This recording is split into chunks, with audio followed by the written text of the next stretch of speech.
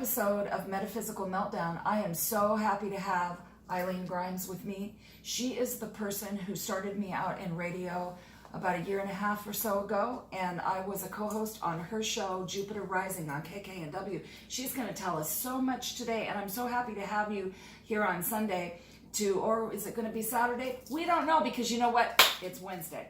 So the thing is we don't know when this show is going to happen, and we don't care because time is irrelevant, everybody. It's all happening at once. So my gosh, here is Eileen. Hello. And I just love having her. So Eileen, tell everybody a little bit about you, what you do now, how you got into the biz, just a little bit about you. Well, this is my 30th year coming into business. I know. And I started just as it started, 1990 is when I got into it. And I basically fell into it by accident. And I think it's really true what people say, and it's true for anybody that's in the metaphysical business. We don't go looking for this. It comes to us. And this came to me through a friend who I had been working in a different business at that time, and I was consulting with him. And so in order for him to meet with me, he had to, first of all, give me his sizes because I was going to dress him. And then also he wanted my birth information, and I had no idea why until he brought my chart. And I thought, well, that's interesting. What is this? This is astrology, and I'm looking at your chart, and you're gonna have your relationship with your husband's going to break up. And I went, oh, okay. Oh my gosh. Well, and he was right because of what happened, and actually because of the nature of the transit, it propelled me into a new career, which is astrology. So that happened in 1990, and I was blown away by, hello puppy, I was blown away by the amount of information he got out of my birth chart, and I was surprised that he knew so much. And because he knew more than I did, I had to go find out what that was about. Yeah. So I started studying it that year, and September that year, I had somebody ask me, can you do a reading for me? And I said, I don't even know what I'm doing. He said, well, you know more than we do, because I had been taking classes and taking from local people up here in Seattle. And so I did a reading, and it kind of started from there. And the rest of the thing is history. What I love about your readings, though, is you're very intuitive. So you might be reading the nuts and bolts of the whole thing, but your massive psychic ability pops right in. I've had a million readings, and I always appreciate yours because of that. But I met you at the showcase. Yep. But right now, besides your radio show, you are doing something really fabulous. Can you start out by telling people how you began to write? Because you were an astrologer for a while, but you wrote a fascinating book and are working on one now. My first book was called Titanic Astrology, the Grand Design of a Famous Shipwreck, and that was written in 2004, I think is when I published it, or 2006, I can't remember. Anyway, I had always been fascinated with the Titanic disaster. And I think largely because, and I found out later, it was kind of cool because I was able to find out information about my family through this. Because my dad's parents were from Halifax, Nova Scotia. Okay. And now that's, in case the people out there are Titanic buffs, that you realize that when the rescue ship went out to recover bodies from the disaster of the Titanic, they brought the bodies back into Halifax and buried them there in 3 different cemeteries. So I thought it was interesting because I'm finding out that my great-grandfather and my grandmother were both born there in Halifax. And they were there around the time all that happened. Because he was born, I think he left Halifax to move west over to Vancouver. Probably 1916. That was 4 years after it happened. So I wish that he was still alive. Of course, he died just before I was born. I would have loved to have talked to him about that, to find out his perspective on, because evidently when they brought all those bodies back, it was like the whole town was mourning.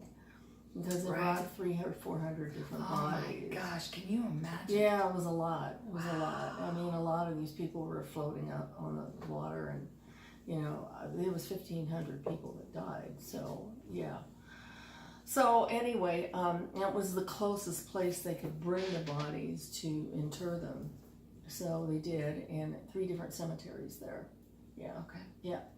So, and that's kind of how I started writing the book. I really didn't start out with the intent to write a book. I went to a lecture. This is 1998. I'm skipping up to 1998. I went to a lecture about the Titanic and astrology. Now, I thought, why the heck would you ever do that for? You know, and as a matter of fact, my girlfriend was actually lecturing on it, and she was giving us chart information. Basically, when you want chart information, you need your date, time, and place of birth. But you can do it also for places, and you can do it for events, that type of thing. And so she had a lot of information on exactly where Titanic hit that iceberg and it sank. Mm-hmm. She had that, so I had that, and then a lot of other events too, as well as the people that were on the ship. I basically took, I'm skipping ahead with my story. Anyway, so what happened was, I just lost my train of thought. No, that's okay. But, you know, I do tend to when I'm telling a really large story. Anyway, I know it was at this event where she was giving out all this data, my friend. I copied it all down in a notebook and just kind of forgot about it for a few months. And a few months later, I took it out and I looked at it and I started running out the charts. I was just curious to see. And it was interesting because, you know, intuition just screams at you. It's screaming at you to look at something, you know, and that's kind of what intuition is. Necessity compels you to look at it. Mm-hmm. You know, to look at what it is you're supposed to see in those charts. So I kept looking at these charts and they all had the same degree, same sign. All those, they all have that degree. And those degree points are between the 19th and the 24th degree of a cardinal sign, which is Aries, Cancer, Libra, and Capricorn. Mm-hmm. They all had those degrees, and you know, and these were all the people that were on the ship. The disaster that took place that we're talking about timeline wise, when these events happened when those planets were in those signs. Mm-hmm. I couldn't believe it. It was like, I think, and it was a real statistical, interesting thing to research, because I was really more interested in finding out what the percentage of the people on the ship had these astrological signatures in their chart. About 90%. Isn't that something? And how many years did you research that? 7 years. Oh my gosh, that just blows my mind. I remember you told me that I have something in there too. Yeah, you do. And I have Mercury. And my family are from Ireland on my dad's side. There you go. And then and I also, during a trans-channeling situation that I was doing, found myself in a male's body, a young male, very angry that the boat was going down. I know I was on the Titanic. I know it was him. I think you were too, because of where your Mercury is at 23 Capricorn. Okay, I remember that. And that's one of those critical degrees that we talk about. There's Cancer, Libra, and Aries. Cancer, Libra, and Aries. Okay, those are the main ones, but you got to bring in the extra one, the one that isn't showing, the empty leg of the T-square, or the empty leg of the three-legged table. That's a three-legged table, basically, those first 3 signs. But you have to add in the last one, which is a Capricorn degree. That's same degrees. So what I figured out, this is going to confuse the heck out of you people, but what I figured out, that out of 360 total degrees, there was a 24 degrees total, you know, in total, the degrees and signs that I needed to look for. And that's actually, you know, when you're whittling it down percentage-wise in statistics, it basically says that these very few degrees out of 360 are happening a lot in those people's charts, which is highly unusual. So that the odds of that happening are very, very slim. Isn't that amazing? Did that make sense to you? As much as it ever does. And people ask me all the time, what did I learn about being on your show?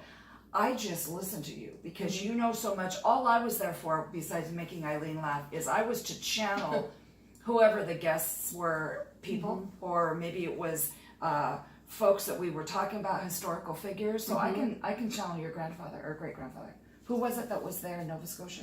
Great or grand? My grandfather. We can do that one of these days. We can that would ask be him. cool. Yeah, because that would be really interesting. Yeah. But so 7 years you researched Yeah, that book. 5 years to research it and 2 years to write it. So it's Okay. a total of 7 years. But I think what it was is because I have a tendency in my own chart that wants to make sure that I get everything right. I don't want to screw it up. So I basically said, okay, if I have this working theory that these degree points at 24 separate degrees, and out of 360, they all apply to the Titanic disaster, I have to check out a lot of information to make sure that's right. Mm-hmm. It could be just a few people that would have it, and it wouldn't be worth kind of the journey I was going to take. But it kept happening over and over and over and over again. It was about 86% of the first class, and 87% of the second, and 90% of the third class. 90% is a lot. That is a ton, but I know from chatting with you many times about this is that you believe that you had folks from the other side helping you. Oh, they did. Yes, I do. And I don't generally talk about this because it's kind of it's the other side. I stuck to the straight and narrow when I wrote this book, and I stuck to the facts, stuff that was provable. But I kept having visitations.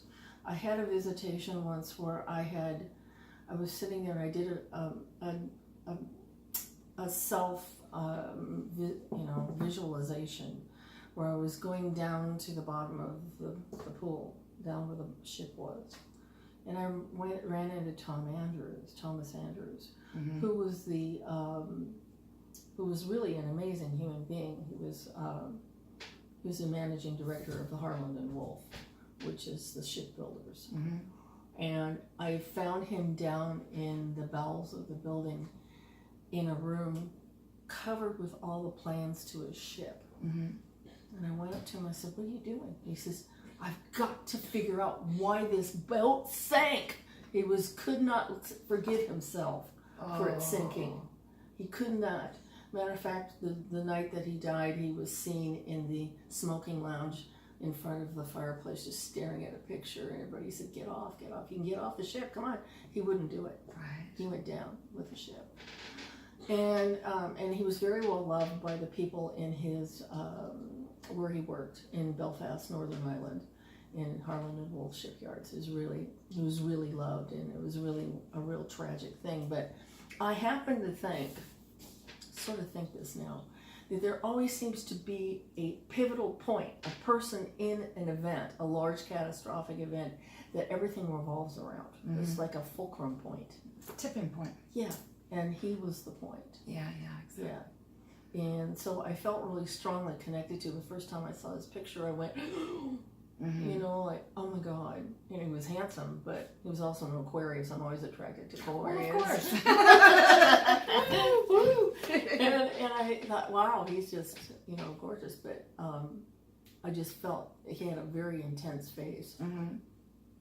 So when I looked up his chart, of course, he had those degree points in his chart. A couple planets were doing that. So it didn't surprise me at all, but it was extraordinary to find so many people with the connection to the Titanic. And, I didn't just stop there when I was researching the Titanic. I went backward and I went forward in time to see what started all this. It brought it to that point where everything kind of fell apart, because it did. When the Titanic went down, they refurbished all their international shipping laws. Those completely got redone. Ships were constructed differently. They had more lifeboats on the ships. It changed maritime law forever. Also changed the business of evacuating a boat when it's in trouble. So and that was on him, though, that he made that contract, that's why the whole thing went down. Actually, so I might be talking to him. I figured he probably. Okay, and so that is what he knows now, that is what why he was where he was at what time, and he also says he's your guide fore and aft. He says he was your guide prior to seeing him and after you saw him. I believe it. Yeah, I do believe it, because I'd be led in all sorts of strange directions with this thing, Mm-hmm. Stuff that, like one guy, okay, now there was a story that came out in 1898 called Titan, Futility, the Wreck of the Titan, written by a man named Morgan Robertson. Mm-hmm. Now, Morgan Robertson was an author who was considered, he had second sight, basically, back then. So he wrote several books. He wrote one on Japan and sun bombs, atomic bombs. Okay, this was precognitively. Okay. He would talk about it, and it was like 100 years before. And he also wrote about the boat, the ship, the ocean liner, Titan, that sunk when it hit an iceberg. And that was written in 1898, 14 years before Titanic happened. Sort of an Nostradamus guy. Just a wee bit, yeah. So I remember that I was looking up his birth information, trying to find it on the internet. It was really hard because it's kind of an obscure character. It's not that well known, except to people that are into the Titanic. So I kept asking. I kind of said, come on, where is it? I just need to know. I need to find it because I know he's got this connection. I know it's really deep. Because how else would he have been able to tie into that? There would have been no way. So one day I was just sitting in the living room and I got really frustrated and I looked up at the ceiling and said, God, I want that information. I want it now. Please. This is something that I need to have to kind of connect everything in the book. And so, please, okay? I went to the computer, I wrote Morgan Robertson birthday, and it popped up. There it was. He listened. Oh, really? I think so. And when you command and demand, you're stepping into your power and you're saying, at this point right now, I am a powerful channel of this info. And everybody around you, I believe, this is what I believe, says, okay, we're going to make it happen. Yeah, really, you've got to do this because I need the information. And sure enough, when I looked at his chart, it was extraordinary. It was just extraordinary, the connections he had to the Titanic. He was a Libra, and he happened to have his Mercury in opposition to the Mercury in the sinking chart, exactly to the minute. It was amazing. So he was the channel. I mean, because if you look at the chart of the sinking, all the planets are at the bottom where they all sank, where the ship sank. Okay, and then you had a bunch of stuff in Aries, and then Mercury was at 23 Aries, and his Mercury was 23 Libra, exactly opposite. It's fascinating. It's absolutely fascinating. And so the book came out in what year? 2004.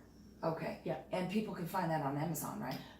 Yeah, I think you can. I think you're gonna have to get it though. It's out of print, so you'll have to get it at a used book site or somebody that has it. And usually Amazon has auxiliary sites on their pages and where you can get it. It'll be a little more expensive. I know. One time I went to one site and it was like $350. Holy cow!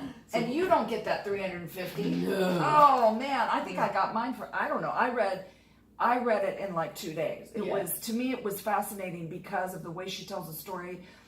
It's a lot of information, but she tells it in a way that it's fun to read. So it's not dry at all. It's really fun to read. So if you've never read a book about astrology, this is a drama. This is a true thing that happened that is most fascinating. So please read that. So now tell us though, after you've been on the radio for how many years? About 4 years.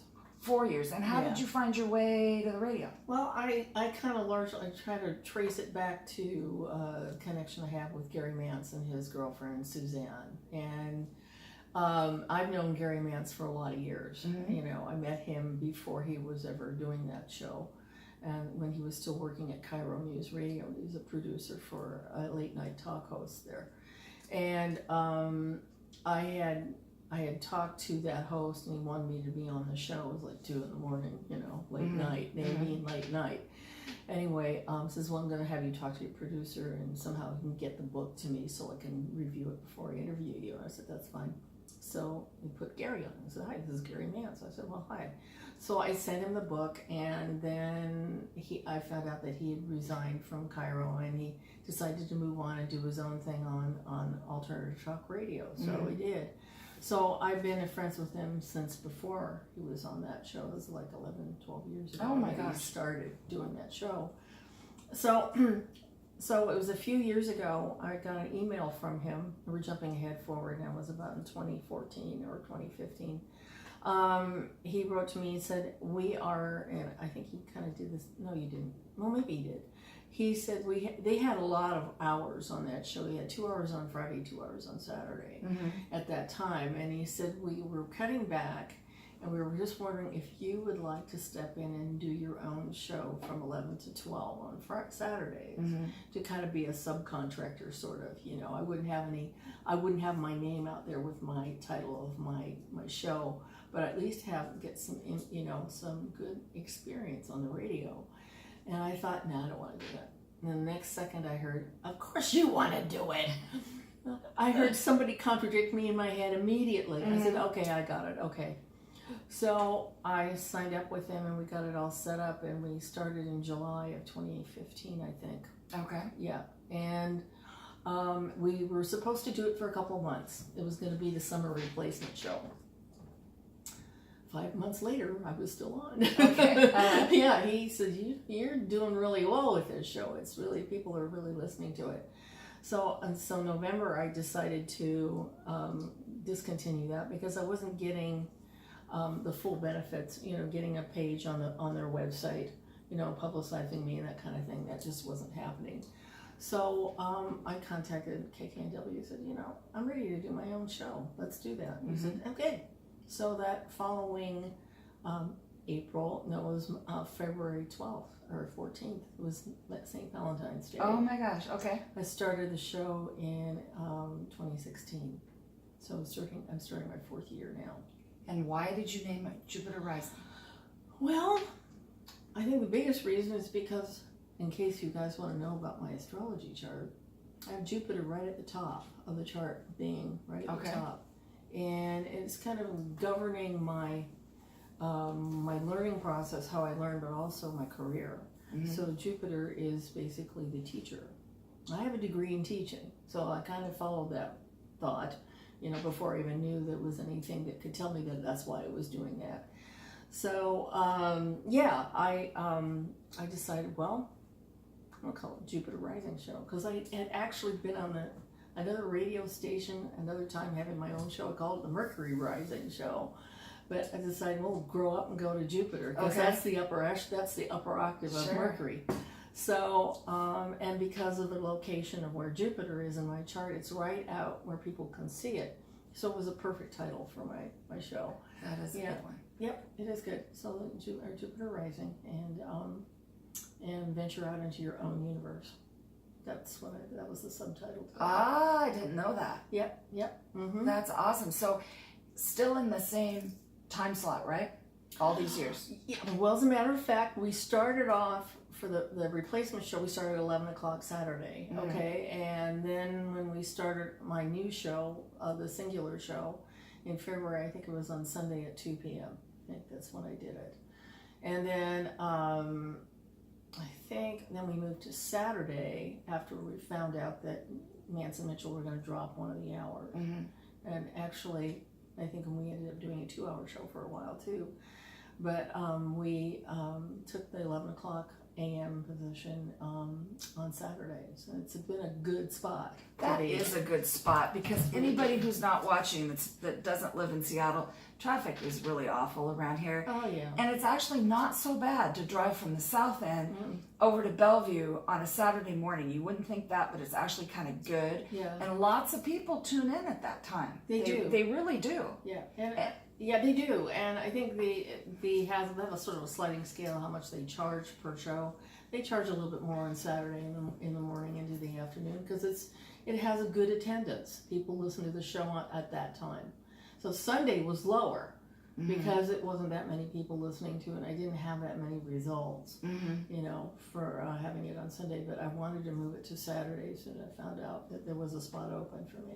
Yeah, that's a good time. It's a good time. I tell you, I do miss radio. It's the funnest thing ever, and I still do what you told me to do. Very first show, you said, don't worry, we're just having a conversation. Exactly right. And so we never worry. I also never get ready for a show. Whatever comes up these days. So sometimes it's a boo-boo, and sometimes we have to splice things together. And I'll just tell you right here, we're going to do a couple more of these podcasts, and then I'm going to go on a short hiatus because I'm writing my book. There you go. And then we're going to come back as needed with podcasts here and there with different people. So I just wanted to scoop that in so you guys know what's going on. But tell me though, who you have some really cool guests that come back around. Who is your number one favorite guest ever? Oh man, how do I just see? I've got a lot of favorites, and for different reasons. I have Lindsay McKenna and Kim Rogers. They're two very good astrologers. Lindsay McKenna is a Gemini, and she knows everything about astrology. She just goes on and on. I just let her talk, and she goes. Okay, and then Kim Rogers is actually an astrologer with a sense of humor. So she throws in some humor, and and I have humor too. So we and then Doug, who is my co-host, is also very humorous. So that works fairly well too. But okay, I think my favorite guest, and I'm going to have to tell him I'm saying this, is my friend from Ireland who was on. Now, his name is Jared Dooley. He's from Kilkenny, Ireland, and he's going to be on in July, actually. He's a plane spotter. I do this too. This is one of my little hobbies I have. I was born in a Boeing family. I was brought up with the planes. Okay, and I went to the airport all the time to watch planes land and take off. Everybody says, well, that doesn't sound like a lot of fun, but it is. It's really cool, and looking at the plane and how they come in and how they land and, critiquing all that stuff. Yeah, that's typical. But Jer is a master plane spotter. He knows the name of every plane and all the statistics about it. And he goes to some very good ones over there. He goes over to Dublin. He goes to Heathrow, which is the biggest one in the world, just about. And he watched planes there. Well, the two times I've had him on the show, he's been absolutely hysterically funny. Yes. With a great Irish accent that he has. He says, well, I need to say hi to all my friends. Can I do that? And he goes, for 10 minutes. I said, we gotta move on here. Yeah. Says, well, I got a few more here. I gotta get through these. Oh my gosh. Yeah, and he's got a ton of friends he has to say hi to, right. And and he's an absolutely wonderful storyteller, and I think that is what I love the most, when I bring somebody on who can tell a story. Yes. And my other favorite guest is Matt Shea, who's an author of 12 books. He was on last Saturday. Isn't he like a quadruple Leo or something? Trisextuple, 6 planets in Leo. Man, this guy, when you meet him, he is bigger than larger than life. He's huge. Larger than life. And physically and spiritually. Yeah. Yeah, he's 6'3", and he's big built. And he has this interesting part of him. He is, of those people that are astrologers, he has a Sun-Uranus conjunct in Leo. Okay, now what that generally means is he's probably an alien walking around on the planet. He's kind of has an odd duck, looks at things from way left of center, and always looks at things and does things that are unexpected, very much into conspiracy theories, just like Doug was. They found that out last Saturday. They were talking about it, and they were just going after all of it. Oh my gosh. I went, oh my God. And he's a fun guy too. Doug is great. He is really awesome. I have a little gig that I do once in a while, and I went to show up on the first time, and there's Doug, because he said he saw the sign. He said he knew somebody was coming. He knew that person, and in I walked. So it's Doug. So he's a good choice. Well, okay, so tell me about your book that you're writing right now, and then, oh my gosh, before we wind up, you have to tell us about that Scorpio moon that just about did everybody in. All right. The book I'm writing now, and it's interesting because I hadn't written a book in about 15 years, and I thought, oh, do I have another one left in me? I don't know. But, again, if you are a writer and you're thinking about writing a book, you have to wait till something comes along and literally reaches out and touches you to write about it. Because you will become passionate about it. You'll become singular-minded about it. You're always researching, always, always, always. And I knew that when I was doing the Titanic, this was going to be a book because of my passion to somehow figure out how this mystery all happened and why it happened, you know, and how it fit into history. It was extraordinary. So this one's a little bit of a different book. This is kind of, I have some history on this. In astrology, we have retrograde planets, we have direct planets. That means the direct planets are moving forward through the signs, and retrograde planets are basically planets that have decided to move backwards for a short period of time. And those planets behave differently than direct planets. They're a little more introspective. They don't come out and show themselves that much. They tend to be more inwardly directed. Okay, so there's one more though. A lot of people don't realize there's one more. There's a stationary planet. And a stationary planet, here's the thing about this. When I first started researching this, I typed in stationary planet in Google, click, and there's hardly anything mentioned about any of it. All right. Not that much. It's up to you. I guess it is. You know, and I went to my astrologer's book, like Noel Till's book. I looked in his book, nothing about it. Okay. Nothing about it in Stephen Forrest's books. Those are two of my favorite teachers. And I said, what the heck is going on here? Why hasn't there been any information about it? Because what I realized is when I started researching this, I started looking at famous people, and I looked at their chart, and I looked to see, you know, the only way you can find out whether a planet is stationary is to look at an ephemeris. An ephemeris is a kind of an astrological almanac, because you look up the dates and what the signs are, and it's kind of, you know, it's tables. So I kept finding really interesting things. Okay, the first one I basically touched on. This is the only time I'm mentioning him. We said nothing political, but I'm going to talk about his chart for a second. That's Donald Trump. Okay, I'm sorry I had to say it, because his is, it's funny, but he has one of the most amazing charts as far as stationary planets go. He has two of them. He has Jupiter and Neptune stationary in his chart. So people don't tend to have two. No, they don't.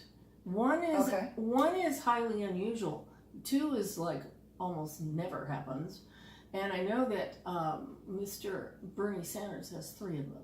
Does he? Yeah. Wow. Okay. So, and also somebody like Jim Jones, who was the head of the Jonestown cult, had two planets also. He had Neptune and he had Mercury.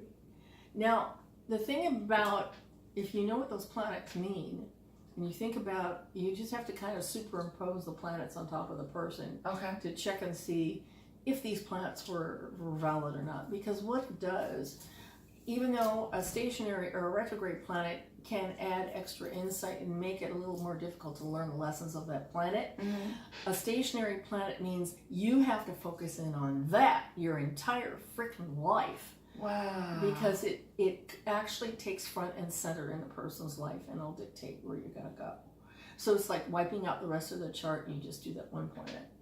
I swear to God. So do you have a stationary? Yes, I do. Oh, do I? You have mine in your head. I don't think you do. Oh, good. I checked already. Yay! I have stationary Uranus in my chart. Aquarius. Okay. So it makes sense when I go back and look on my life and think, you know, I've never been one to follow the rules. No. You know, if I'm going to go out and work and have a regular job, I did it once in my life. And I said, that's it. I'm done. Then I went off and did self-employment, you know, and I kind of rebelled against a lot of things. And I have a lot of other Aquarius in my chart too, which tends to back that up. So it plays out in a lot of different areas. So it's taught me a lot about, you know, my own personal thing. But it also, it has me look at these people. Like, for instance, Amy Winehouse had two planets, Neptune and Venus. You add those together, you have music. Okay, now, she had an extraordinary gift. She really did. She just, you know, I mean, but the Neptune thing of it, Neptune is drugs and alcohol too. So, you know, that kind of came into the background for her, but she had a natural gift for music and she made a career at it. So she did what she needed to do. The thing of it is, if you don't utilize a stationary planet, you'll end up depressed or you'll end up off course. You have to, I mean, it's like the planet just sits up and comes to the top of the bowl, says, I'm doing this planet for the rest of my life, forget about the rest of you. Okay, okay, so that's what you do. And, you know, with Neptune and Jupiter in the Trump's chart, they both aspect Mercury, so that's, man tells a lot of lies, you know. Wow. That's Neptune and Mercury, that's lie telling. So, and also his Mercury, or his Jupiter, is just, you know, he's telling big stories and that stuff. So that's the Jupiter side. Those are two that are stationary in his chart, and that's what you're seeing. Every time he opens his mouth, you know, something comes out, and you're kind of going, I don't know what he's doing. Well, I'm glad Spirit gave me choices, many planets to choose from. Yeah. So you have many guides on this book. Are you interested in knowing this new Yeah, book? that would be cool. Do you have a name for this book, by the way? Stationary. I wrote down several possibilities. I don't remember what they are though. There was something obscure planet or something. It was a real esoteric sort of. You know who you could ask is our beloved Deborah Stelfox. She could do the numbers on that. Oh, that'd be good. That's how I got my name, was Deborah Stelfox. She ran all the numbers on, and I chose to be Mary Becksman because it's got 1, 2, 3 energy. Get her done. Get her done energy. Okay, so you got 3 people. You've got Saint Germain. Yeah. Merlin the Magician, which may or may not be Saint Germain, which I kind of think he is. Your gentleman that's standing right there from the Titanic, what was his name? With the maps and in the bowels of the ship? Thomas Andrews. Thomas. Okay, so you have him, because every time you say something, he goes like this. That's where you get some of your stuff. So keep asking him. He's your guy. You also have a goddess. So you run a little bit of goddess energy from your galactic side. Okay. So those would be, I'll give you the sheet. Those would be the peeps. And they want this book done. They're like clustered around you. So anytime you feel like you have a small dip, because this has got to be a lot of, if you're the first person that's ever really doing this, kind of, weren't you the first person with the Titanic book? Yeah, I think so. Okay. And with my chart with Aries on the midheaven, I have to be the first out of the chute doing something. Well, like what they that. show me though too is that you're walking down a singular road on this, really, and that you're really and you're every once in a while you go like that, which just means I get a little tired, but you just keep going. You just keep going. Yeah, I do. And so you're meant to rock this and get it out there and do the circuit on it because it needs to be known. I have a friend, Ray Grass, who has written a book, Under the Sacred Sky, I think it's called. It's really good, and he has a chapter in there about stationary planets. He's actually researched just a chapter, though. It's not the entire book. And I was typing on Facebook one day, and he popped up and says, I've written about... I said, oh, can I see it? Can I see it? Can I see it? And he sent me a copy of the article. And it's really, really well done, and it brings up some interesting points. You know, like catchphrases like, the stationary planet is a branding iron in your chart. Like, it's heat. It gets extra airplay. It's showing off. It's just has unbelievable amount of power in the chart to do that, you know. And it depends on too if the stationary retrograde or stationary direct. That's another thing that I've had to.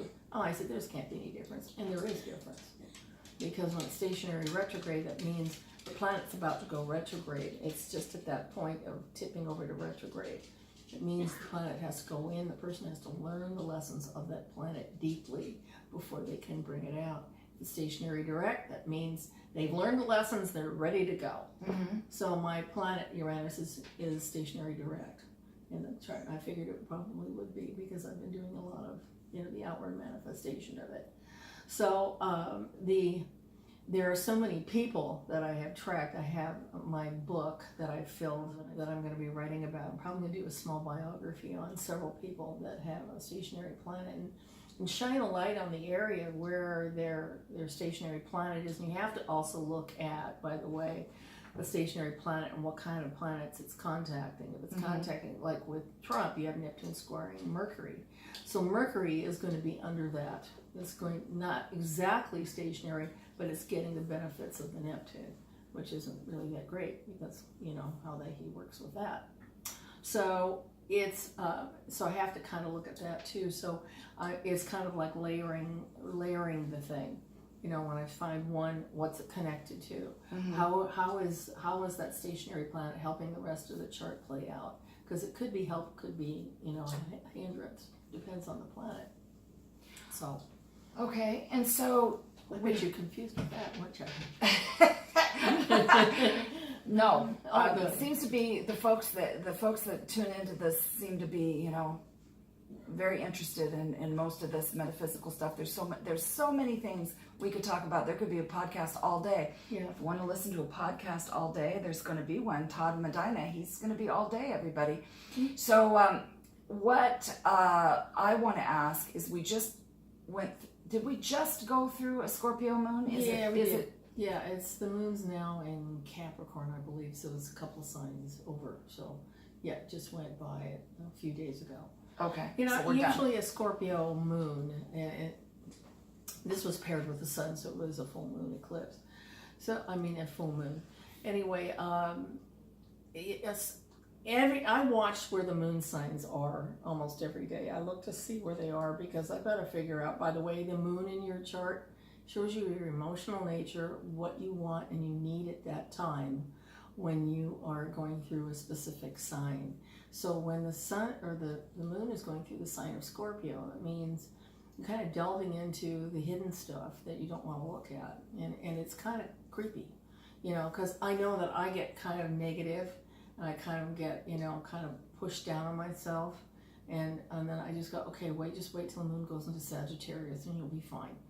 Because that's the fun stuff. So, there's always a release involved when it changes into a new sign. But, moon in Scorpio can have you look at the stuff you don't want to look at. That's basically the Scorpio thing, is taboo issues. Taboos considered things that you have stuck in your craw or stuck in your closet that you've slammed the door and you've locked it. And you just, I don't want to look at that. I do not want to look at that, okay? And then when Scorpio moon comes up, it comes front and center, and there it is. Mm-hmm. I have to tell you about recently what happened. I haven't told you about this event. It was when Pluto changed direction and it went retrograde. So Pluto was stationing. So we're kind of watching the planets as they move through and they change directions. But when they station, the energy gets really intense. It's just a few days before it changes direction. So I wrote a little thing on Facebook page and said, well, here comes Pluto, it's going to change direction and it's going to be intense. I said, and I was thinking, nothing's going to happen for me.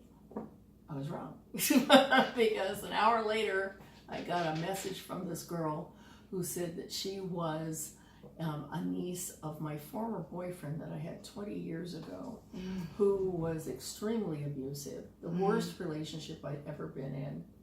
And he's in prison. And he wanted to get a hold of me because he felt really connected to me. And I went, oh, thanks, Pluto, I really didn't need that. And this kind of brings back up the past. Anything that you feel like you haven't resolved, it'll bring it back. And so I sat there and I kind of went back and I reviewed. And I said, I don't want to go there. I'm locking that door. That one's done. And I said, I really appreciate you contacting me, but I really don't want to have anything to do with him, okay? I'm done. Okay, goodbye. And that was it. Well, that's what this year is for, really, is to have the old come up, and if we're ready to let it go. Yeah. Well, the thing is, I had let it go, and I think it was a test for me. Pluto tested me. Yeah. He said, are you sure you let this go? We'll just throw this right back at you. Right. See And how you did good. You did good. And I said, no, I don't think this is something I really need right now. Right. And I really don't. I says, just, tell him, don't tell him. I just didn't tell him anything. I didn't make any contact. I said, just say, I'm choosing not to open this door. So just be aware that I don't want to make contact with him. That's it. She says, that's fine. All right. That was it. Done. Very good. It was done very calmly. I just kind of went, what? I said, this man has been out of my life for 20 some years, and he creeped back. Well, they do. Yeah, they do sometimes. Said, wow. So, what do you think? This is my last question because we're okay. just about time. Are we not, Mr. Maestro? What I would like to ask you, you're the perfect question to ask, or perfect person to ask this question. What do you think's going on the moon? How many moons are up there? What's the moon doing? Is that moon going away? Other moons coming in? What do you think of that moon? Well, as far as I know, I don't think so. I mean, I don't actually look at aspects like that. Maybe you are feeling, extraterrestrial people out there that are going to create moons for themselves or something, or land on our moon. Mm-hmm. I don't know. There's something up there, and we'll go into that. It's the first I've heard about it, folks. We'll talk. I have more of this to talk to you about. I'll tell you all about the moon. Everybody, gosh, we had a great time, did we not? Is there anything you want to say to wrap up? Where can people find you? Oh, yes. Okay. I do readings every Wednesday night. I'm going to be there tonight at Burr's Restaurant. And I do it from 6:30 to 8:30 p.m. And that's at 6151 Silicon Boulevard. That's in Lakewood, Washington. And also, I do my show every Saturday morning at 11 a.m. to 12 p.m. on KKNW, 1150kknw.com. You can go there and hook up to it on the internet. So that's good. Very good. And lastly, I just want to go one more time for those who have hung in there. Podcast will not be around for the next couple weeks as I am traveling. After that, we have a couple more awesome guests, and then podcast will be on vacation for a little bit. Mm-hmm. So love having you guys this week. Love you all, and we will see you in a couple weeks. Bye.